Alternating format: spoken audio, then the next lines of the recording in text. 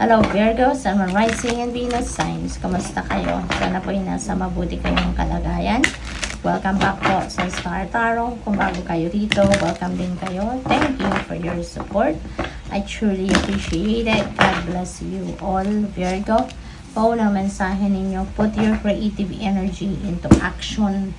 Sabi dito ni Archangel Michael, Archangel Gabriel joins me to spark your creativity. Ayan, so parang nakikipagtulungan ngayon si Archangel Michael. Nagtutulungan sila at ni Archangel Gabriel dito to help you, no, na ma-communicate ninyo yung inyong vision, na magamit ninyo yung inyong creative prowess, yung inyong mga creativity, yung inyong talents, no, artistry, yung ganun, para so that you can motivate other people to use also their creativity, di ba?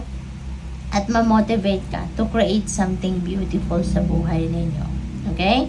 So, i-translate ninyo, no, yung mga creativity ninyo, yung creative energy ninyo into something na mapapakinabangan ninyo, na ma-enjoy ninyo, pwedeng magawa ninyong trabaho, career, negosyo, diba? So, what else? We have Archangel Michael is with you now. Wow, Virgo. Sabi dito, even though you can't see it, I am actively working on this situation. I am here and helping you. Thank you. Thank you, Archangel Michael. Thank you. Siguro ang iba sa inyo, or karamihan siguro sa inyo, Virgo, maybe, lagi kayo nagdadasal kay Archangel Michael. Maybe, lagi kang nakikipag-usap sa kanya in prayer. You're always praying to Him, no? Kaya, eto, tinutulungan kanya lagi. Nandito rin siya sa reading ninyo, nagpaparamdam siya, no? He is, reassuring you, no? Na lagi na nandiyan siya. He is actively working on your situation. Tinutulungan ka. Nandito siya. Tinutulungan kanya sa kung ano man ang inyong sitwasyon na nangangailangan ng tulong, no? So, thank you. Thank you. So, we have stepped into the spotlight. You have a message that the world needs to hear. It's time to share your wisdom, Virgo. Napakalaki ng inyong mission, no? Napakalaki ng inyong mission. Probably, ang magiging, ang mission ninyo sa buhay sa ngayon, yung purpose ninyo is through communication siguro, no? You can motivate people, inspire people, help other people heal, 'di ba? Depende sa inyong sitwasyon. So, it's time for you to use your communication skills para na makapag-share kayo ng inyong wisdom, makapag-share kayo ng mga experiences in life ninyo that will inspire also other people, that will strengthen also yung kalooban ng ibang tao, no? So that maaring yun ang inyong mission sa ngayon.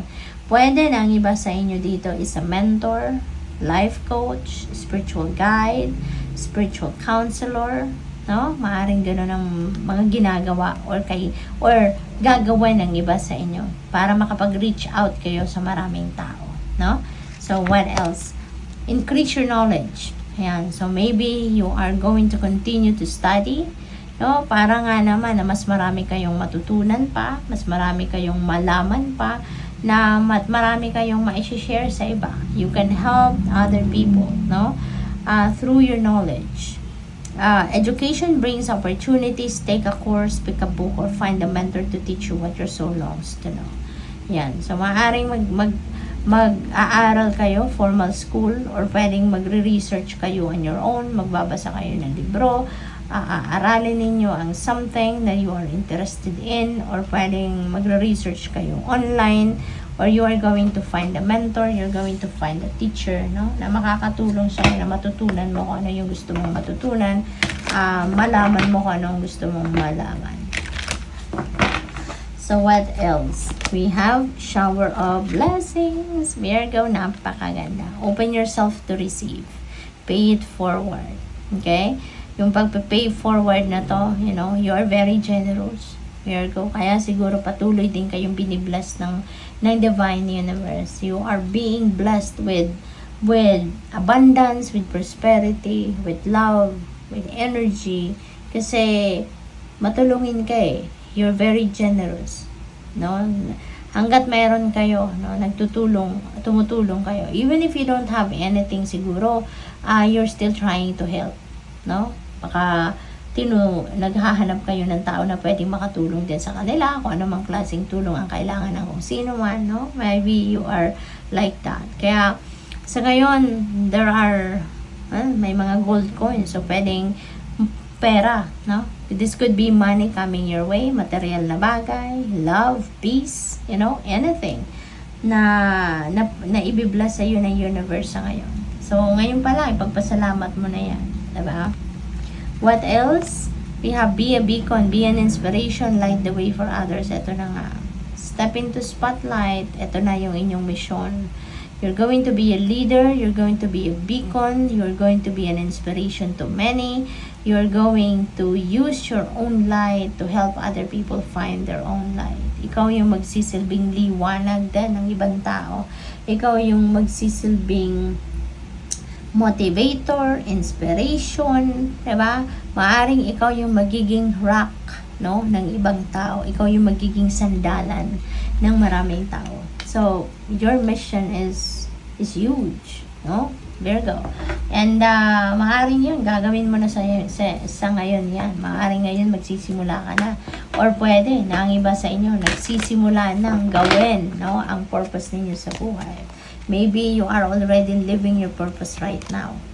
Full of Christ light, open your heart and spread unconditional love. You've been doing that already. You've been doing that already. You are spreading your unconditional love already. Diba? Masyado kayong matulungin. Diba? You're very compassionate. Hindi kayo, tapos pag tumutulong kayo, hindi kayo nag-expect ng anything in return. And that is an act of unconditional love. Ganun kayo, Virgo. Napakalaki ng inyong puso. Napakalaki ng inyong puso. So, what else? We have enter the magic, live in the now, seize the moment. Okay? Experience. No? Experience what is happening right now sa buhay ninyo. Embrace what is happening sa buhay ninyo right now. Live in the now. Okay? Baka kasi ang iba din sa inyo, focused pa rin kayo sa inyong nakaraan. Or, maybe you are focusing pa rin sa kung ano ang tapos na, nakalipas na, maaaring binabalik-balikan nyo pa rin yun.